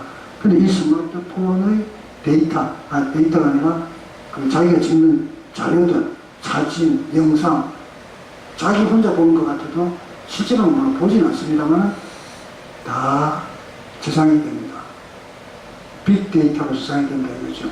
그러면 여러분들은 왜 제가 아까 우리 정 회장님 보고 이제 100세까지 사셔야 됩니다. 내가 살려주는 게 아니고 모든 시스템 자체가 그렇게 변하고 있어요. 정말 질병도 이제 암도 이제 거의 다 치매는 아직까지 안 되지만 거의 다 이렇게, 뭐 저는 그런 쪽 잘 모르지만 심지어는 누구는 어떤 병은 사전에 유방을 잘라버린다 하더라고. 왜 그러냐니까 그건 자기가 그 단체로 오는 걸 예지를 하더라고요. 그래서 저는 이제 물론 뭐 김형석 교수라고 있어요. 김형석 교수. 그분을 우리 초대해가지고 강의를 들었는데 이분은 얼마나 웃기냐면 신체 검사 한 번도 받은 적도 없고 건강검진 한 번도 받은 적이 없는 거예요. 병이 오면 그냥 맞이해야지 왜 그걸 자꾸는 싸우려고 하느냐 이거예요. 그렇게 들으니까 또 그런가 하고. 근데 그런 분들도 계시더라고요. 그만큼 자기 관리를 잘 하시는 거죠. 그래서 저는 이제 88년도에 미래의 주택을 한번 설계해가지고 어린이 대공원에 갔다가 전시했어요. 그때 한 게 뭐냐면 지금 호모토 있죠. 집에 가면은 뭐 불 들어오고 난방이 켜지고 뭐 이러죠. 그런 거 그 당시에 제가 한때 다 놀래더라고요. 놀래서 놀래는 게 아니라 없으니까. 여러분들 내가 마포정점에 아파트 설계해서 학교 다닐 때 뭐 구경 갔어요. 가니까 연탄재 아파트야. 연탄을 싣고 올라가는 거야. 하루 딱 지하면 산더미처럼 연탄 재가 쌓이는 거야. 그게 난지도예요. 쓰레기 버리고 연탄재 덮고 쓰레기 버리고 연탄재. 그러니까 그 시대가 바로 엊그제 같은데, 심지어는 저는 막 돌아다니는 걸 좋아해가지고 전화기가 없잖아요. 뭐 그때 뭐 집에 백색 전화기는 비싼 거고. 근데 삐삐가 딱 나온 거야. 우와, 삐삐가 너무 좋은 거예요. 차 내에서 삐삐가 공김 지나갔어. 이보세요. 왜 지나갔어? 근데 그게 언제 그렇게 없어져 버렸어? 그래서 제가 지금 QR코드에 대한 마인드를 이야기하는 중에 이게 바로 국가에 대한 정책이구나 하는 생각이 드는 거예요.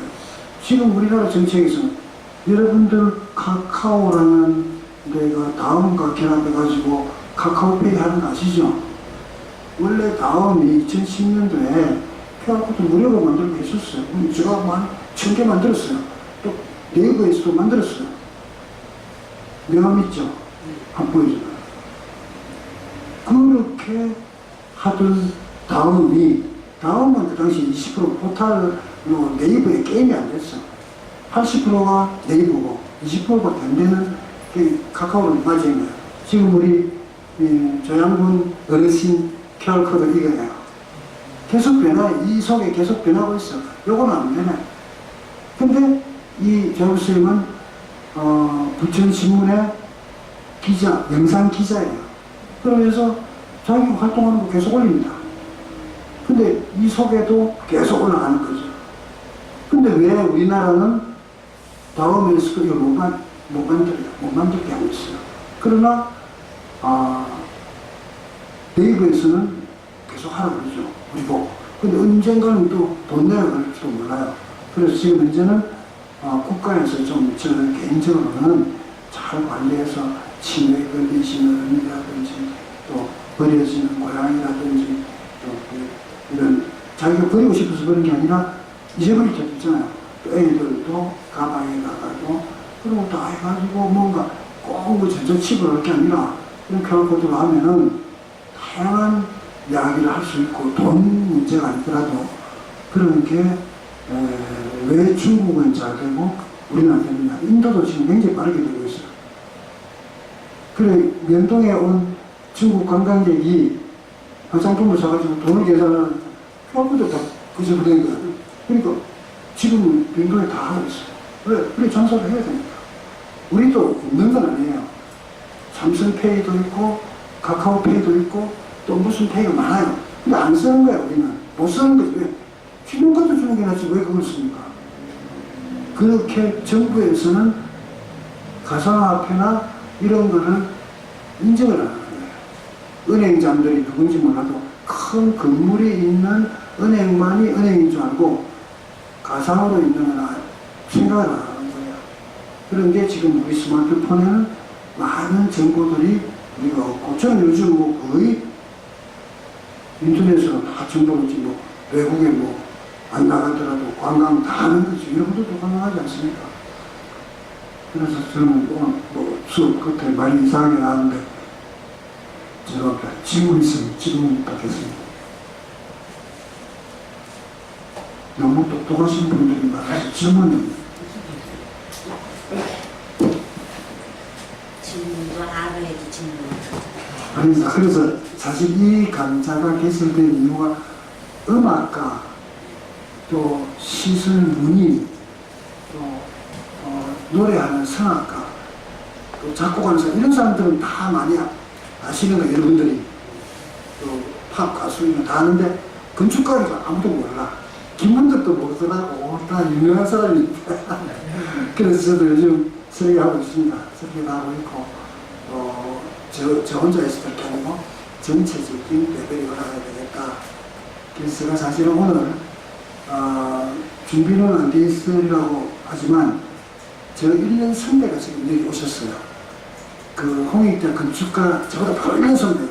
제가 같이 들어갔으면 못 먹겠는데 지금은 너무너무 1년이 무서워요. 잠깐 나오셔가지고 잠깐 나와서 저 인천 예총 회장을 8년 동안 하셨습니다. 그리고 홍익대학교 지금도 교수로 계십니다. 그리고 이제 석자 교수죠. 하여튼 잠깐만 나오십시오. 사실 내일 저 선배님이 학습원에서 김영석 교수 강의하듯이 강의를 합니다. 여러분들 시간 되면 오시면 좋겠습니다. 근데 이제 그 강의는 특별히 우리 웰다잉 문화연구원 강의이기 때문에 제가 그 예전에는 이 선배님한테 얻어맞고 그랬어요. 지금은 내가 맘 먹습니다. 네? 그래서 이 선배님이 현재는 이제 인신대총 회장을 8년간 하시다가 이제 나오셨죠. 네. 그래서 홍익대학교 원래 건축가를 나오셨는데 가구, 퍼니처를 우리 지금 현대 가구에 대해서는 기특합니다. 거기다가 지금 수채화, 우리 그 박영봉 지부장님 그림도 안 그리시면서 누드 모델을 그릴 때 오셔가지고 뒤에서 모델을 보고 이렇게 하시더라고요. 네. 이사님 좀 좋은 기회에 이렇게 여러분들 만나 뵙게 돼서 대단히 기쁘고 감사하게 생각합니다. 우리 김문덕 교수는 김문덕 교수님은 사실은 뭐 친구 같은 제 후배입니다.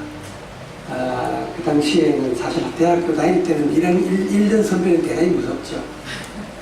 그 정도였었고, 지난 시간에 잠깐 들었습니다만 굉장히 요즘 PK죠. 부산 경남고등학교 출신들이 뭐 다 유치원 거주한 분들이 많이 계시는데, 우리 김문덕 교수는 학교 다닐 때부터 아주 과대표로서 잘 했어요.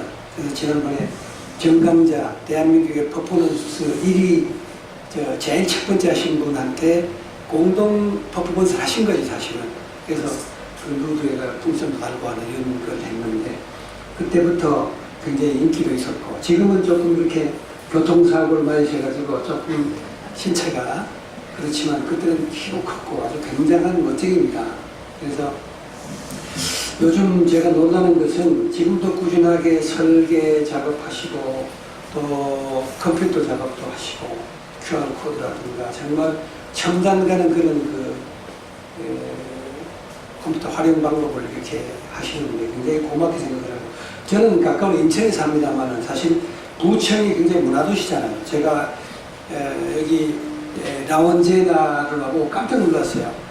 이런 공간들이 뭐 부천에 상당히 많이 있는데, 뭐 인천도 물론 있습니다만은 이렇게 어르신들이나 각자 개인이 오셔서 하는 거는 참 드뭅니다.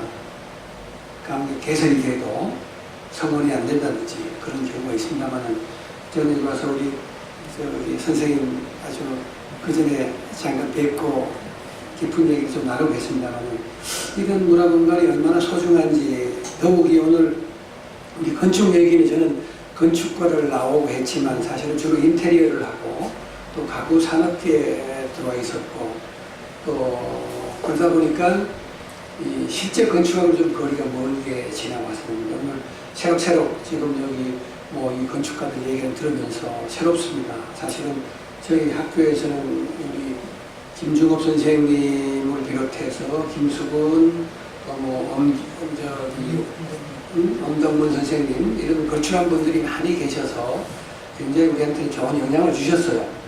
그래서 우리 김문덕 교수는 잘 스카웃돼서 그 유명한 르꼬르비제 선생님이신 김중업 선생님한테 가서 사무실을 이용했었고, 저는 돌아가신 엄덕문 선생님 제가 좋아했었고, 그 다음에 강명구 선생님을 좋아해서 제가 가서 이 본산에 있는 탑도 만들어드리고 이렇게 한 적이 있습니다. 그 정도로 우리 김덕문 선생님, 김문덕 교수가 이렇게 이런 데서 문화 봉사도 하시면 감사하게 생각합니다. 그래서 제가 그 사이에 예총회장을 하면서 제가 개인전도 하고 할 때마다 오셔서 찍어주시고 QR코드 만들어주고 해서 굉장히 저한테는 소중한 기록이 됐고, 또 저는 드로잉으로 기록을 많이 남기고 있습니다. 그림을 이렇게 남기는데, 그거를 제가 인천 여행 스케치라고 20회 동안 방송을 했습니다. 케이블 TV에서. 저한테는 굉장히 좋은 기회였었고, 또 인천에 뭐 4, 50년 살면서도 구석구석 다니면서 그림으로 남기고 또 기행을 해본 건 또 처음인데, 그걸 한 뭐 20회라면 한 달에 2번 찍었어요.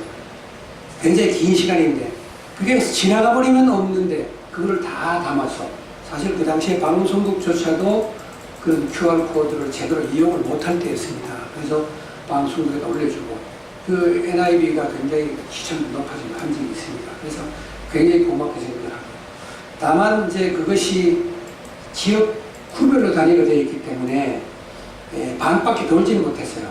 강화 이 지역. 나머지 있는데, 이 뭐 지방 정부라는 게 시장이 바뀌어버리면 또 진행이 안 되고 하기 때문에, 사실 나머지 제가 예천 회장도 그만뒀기 때문에 그걸 해야 되겠다고 생각을 했는데, 또 뭐 시장이 바뀌어서 어떻게 될지 모르겠어요.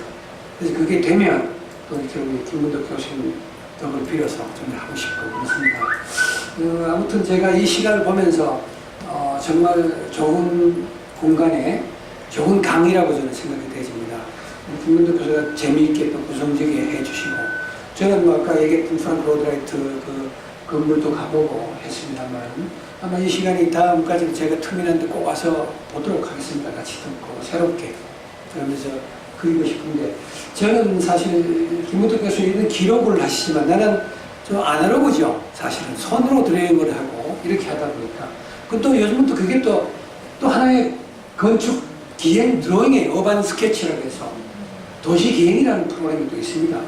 그래서 그런 것도 나름대로 제가 내일 뭐 억지로 지금 내가 억지 순양으로 내일 그 강의가 있습니다만 걱정해 어떤 걸 말씀해 줄지 모르는데 아무튼 그런 기록에 대한 중요성을 얘기를 하고 제가 여행하면서 조그마한 수첩을 가지고 다니면서 이렇게 기록 남기는 것도 결국은 웰다행이라는 게 웰빙이 웰다행이 아니겠어요. 잘 살고 마무리 잘하는 그게 웰다행인데 그래서 저는 그림을 그리면서 지나면 행복하게 생각합니다.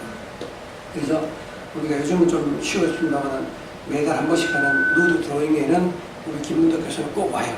와서 제일 모델 앞에서 제일 앞에 고정 A석에서 이렇게 했는데 우리 저기 대표님도 오셔서 그날 한번 이렇게 보고 했는데 우리는 뭐 누드 모델 같은 것은 사실은 안 해보신 분들은 좀 관심이 있고 뭐 이상하게 느낄지 모르지만 실제 몰입을 하게 되면 전혀 그렇죠. 예술로서 정말 가장 아름다운 몸매가 이 조물 중에 가장 아름다운 몸매가 여성 임차이겠어요. 그런 것도 이렇게 같이 그리면서 하는 건데 요즘은 워낙 이 프로는 마찬가지잖아요. 이제는 뭐 주 52시간 예?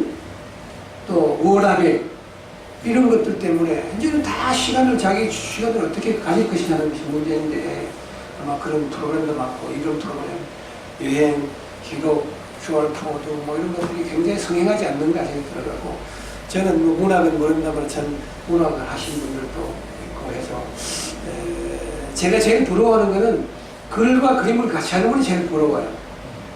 그런 분이 요즘 많아요. 문화집, 그죠? 서화집 이런 것도 많이 만들고 시도 요즘 보면 굉장히 그런 식으로 하고 또 하나는 건축가가 제일 부러워하는 게 조각가예요. 그죠? 아주 요즘 뭐 한국에 멋있는 조각들이 많이 서는데 그런 것도 또 조각가들은 건축가를 제일 부러워하는 서로 그런 상호 관계도 있기 때문에 그런 건데 아무튼 오늘 이런 자리에 이렇게 늦게까지 열광하시는 걸 보고 제가 놀랐습니다. 저 스스로 좀 스스로 개발해야 될 거 생각이 들어가고 우리 김문덕 교수님 감사합니다. 우리 교수님 감사합니다. 고맙습니다. 다음 기회에 나오셔야 됩니다.